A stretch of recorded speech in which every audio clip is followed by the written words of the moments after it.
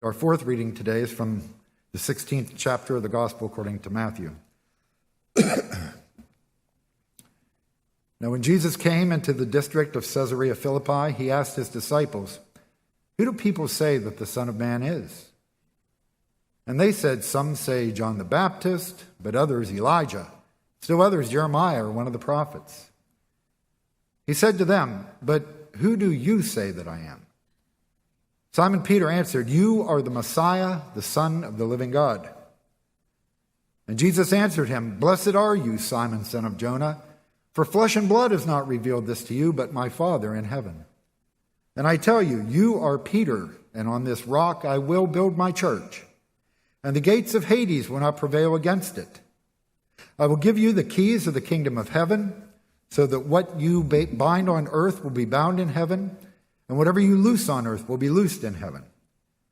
Then he sternly ordered his disciples not to tell anyone that he was the Messiah. And may God speak to us through these verses today.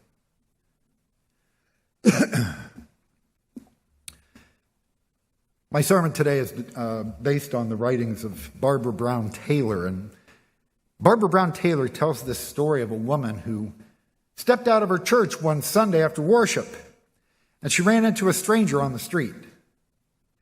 And the stranger just kind of indicated the church and said, "Do you go to this church?" And she said, "Well, yes, many years. Can you tell me what it is you believe in there?" Now, the woman started to answer the stranger, but suddenly she realized she didn't know the answer. Or at least she didn't know how to put it into words. And so she stood there trying to figure out what to say to this stranger, who finally said to the woman, "Well, never mind. I'm sorry if I bothered you." And he walked away. Now, Taylor says that this stranger did bother that woman. The incident bothered her for some time, and it led her to do some soul searching. She had belonged to that church her whole life. Why couldn't she answer that question, "What is it you believe in there?" Now, right about now, we all may be imagining ourselves, well, if I walked out that door and a stranger said, "What do I believe in there?" what would we say? Someone would ask us, "What goes on in there? Why do you come here week after week? What is it you believe?" Now, I have been a minister for quite a few years now, and every week I get to stand up in a pulpit and tell people what I think, what I believe. And of course, ministers do receive a lot of, we read a lot of theology books in seminary, we learn church history and things like that. And there are plenty of theology books out there. But I think one of the reasons there are so many theology books out there is because there are so many theologies. And not all theologians agree. They don't agree on the big stuff. They don't even all agree on the little stuff. To be perfectly honest, there is no such thing as a single Christianity, if we mean by that one set of beliefs that we all agree on. That just doesn't exist. There are actually many Christianities. And the only thing we all have in common is that we all try to follow Jesus Christ. And we do not all mean the same thing by that either. Now, what this suggests to me is that theology is not the answer. Theology can be helpful. Sometimes it's not. Sometimes differences in theology splits us apart rather than unites us. It stirs up hate rather than love. So to me, theology cannot really be what our faith is about on the deepest, most meaningful level. The level where Jesus wants us to experience faith. Now, in our gospel reading, Jesus and the disciples traveled to Caesarea Philippi, and it was kind of a resort area. They're going off to be by themselves, maybe for a little rest and relaxation. Maybe it's a kind of spiritual retreat. But while they're there, Jesus asks them what turns out to be a rather important question. Who do people say I am? In other words, what do people think of me? What impressions do they have? What do they think I'm up to? So the disciples tell him what they have been hearing. Well, some think you're John the Baptist. Now remember, John was killed by King Herod, and in one of the Gospels, Herod hears about Jesus, and he thinks this is John risen up again against him. So apparently there are others who believe that John is somehow living on through Jesus too. Some think you're Elijah. Elijah was considered Israel's greatest prophet. And there was a legend that Elijah would return when God was about to establish the kingdom on earth. So some believe that Jesus is Elijah here to bring in the kingdom. Still others think you are one of the prophets. Now, people back then did not really believe in reincarnation, at least not the way we usually think of it. But they did believe that the essence of someone, the spirit of their words and deeds, lived on in others. Now, we believe that too. It's sort of like when someone says to you, boy, you are your mother. You know, you're not really your mother, just a lot like her.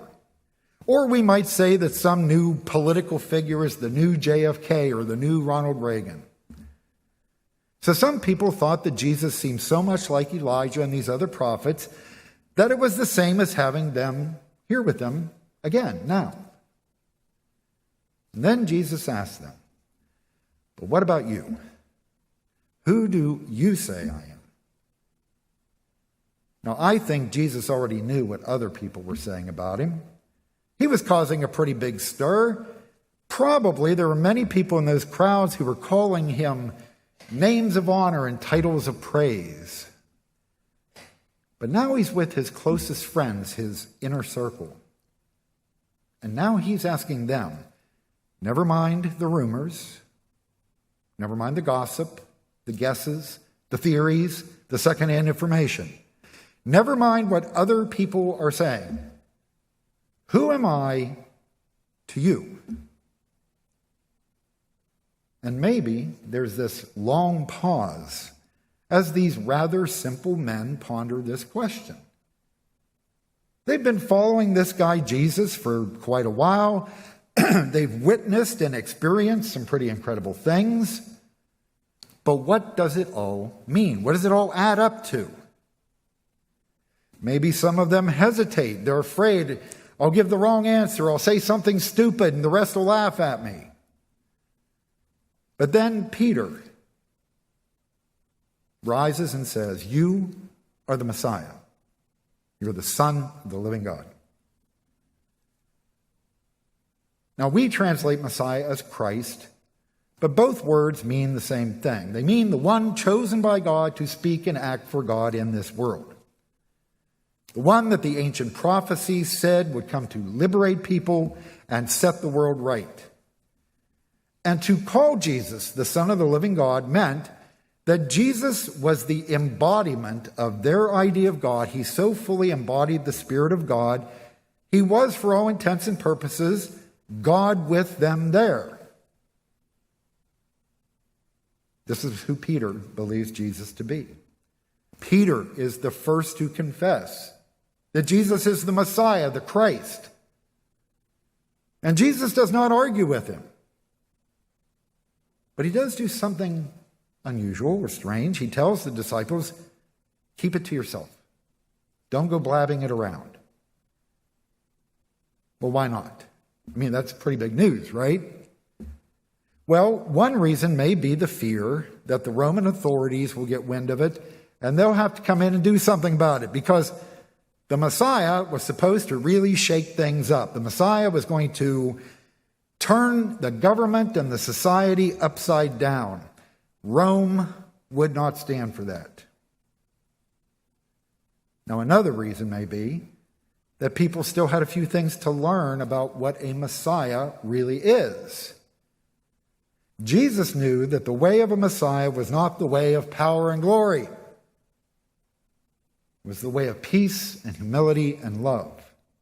It was the way of the cross. And that's a very different kind of power and glory. That was how you shook up the world God's way. Now, even Peter, after this bold statement, he still has to work out what this means to call someone the Messiah. Because only a few verses later, when Jesus says he's going to suffer and die, Peter pulls him aside and tells him, knock off that kind of talk, Jesus. We don't want to hear that. You know, it's probably bad for morale to hear your Messiah is going to be killed. Can't let that happen, Jesus. But Jesus says to Peter, you're in my way. You're getting in God's way with that. And Peter goes from being the foundation rock to being a stumbling stone. Peter is still clinging to beliefs and ideas that Jesus needs him to let go of.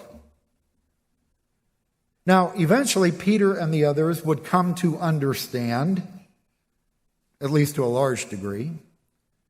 But if the disciples went blabbing too soon about Messiah before even they themselves understood what it meant, they'd give people the wrong idea. They might create false hopes, false expectations. It's as if Jesus is saying to them, the time will come for speaking of Messiah, but until then, spend more time with me. Keep learning from me. Many years ago, there was a TV game show called To Tell the Truth. Anybody remember that one? 3 people would come out on stage and they would all claim to be the same person. And a panel of guests would ask them questions and try to guess which one of them was the real person. And sometimes they guessed wrong, but they guessed wrong because really they didn't get enough time to spend with that person, or they asked the wrong questions. But sometimes they would guess right. But they only guessed right because they did know the person better and they did ask the right questions. And I think in many ways that's pretty much the only way we discover who Jesus really is to us, what we really believe about him. Only by spending time with Jesus, watching, listening, learning, only then can each of us truly say, this is who he is to me. Now, there has never been a shortage of people who are eager and willing to tell all of us just who Jesus is. And far too often people have said, well, you accept my beliefs for Jesus or else. Or else you're not a Christian. We'll kick you out of the church. We'll condemn you to hell. We might even kill you. Now, we can settle for easy answers and secondhand beliefs. But easy answers tend to fall apart when we face the really hard questions. And secondhand beliefs can only produce a secondhand faith. And one writer has suggested the fact that even those who were the closest to Jesus and knew him best, they kept misunderstanding him. That should remind us how dangerous really it is for any of us to claim to know too much. Who do you say I am? That question is, in many ways, the direct question, the ultimate question. Jesus is not interested in popular opinion, and he's not interested in stock answers.